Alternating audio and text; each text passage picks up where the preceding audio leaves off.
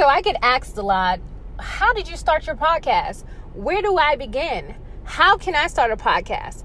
Well, if you haven't heard about Anchor, it's the easiest way to make a podcast. Let me explain. First of all, it's free. You know, I'm down with the free.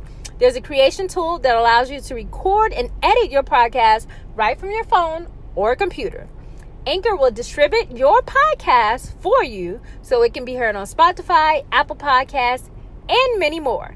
You can make money from your podcast with no minimum listenership. Like, ain't nobody listening yet and you making money. How dope is that? It's everything you need to make a podcast in one place. So what are you waiting on? Download the free Anchor app or go to anchor.fm to get started. Welcome back, guys, to the Coins and Connections podcast. This is your girl, Cinquanta Cox-Smith, and we are going to continue to explore all things books, business, and bullshit. Let's get into today's episode.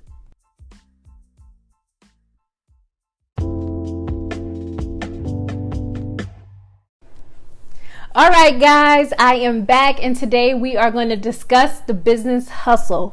So one of my favorite quotes that I use often, that I came up with a few years ago, is inspiring everyone to live their dreams. So if I don't achieve anything else with this podcast, I want to help you get your wheels turning and just help you to realize your full potential.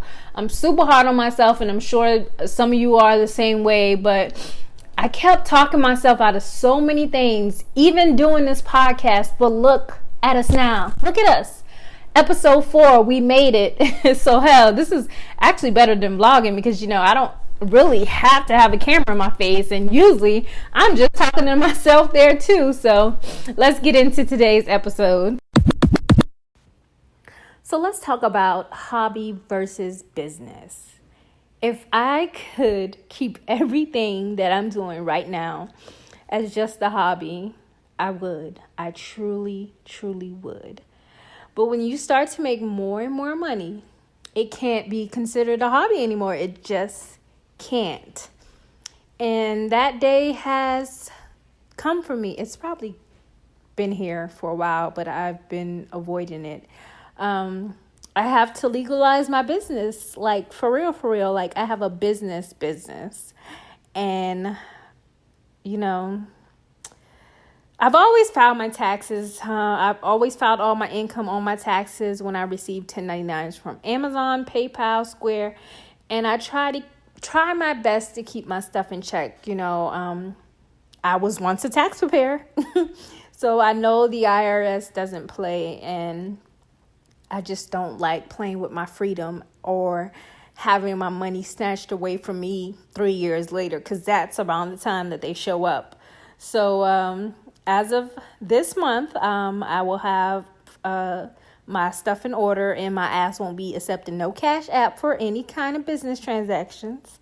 And I'll have an actual, you know, payment system in place, and I've already been switching that around for October. So I have to have these things in place, and I will go back to Cash App being used for friends and family. So I'm going to go ahead and go over a few things to help you get your business in check.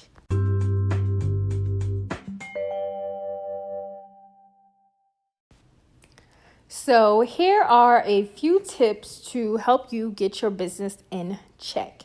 So first, you should visit your business clerk of court and in person or the actual website. Register your business name.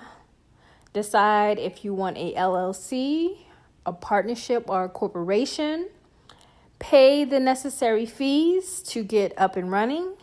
If you haven't already, get your business domain name and your personal name. That's very important. Set up your website. There's places like Shopify, WordPress, Blogger, Squarespace, and Wix, which are all good websites to start. Very easy to set up. Doesn't take long at all. Also, secure all of your names for social media.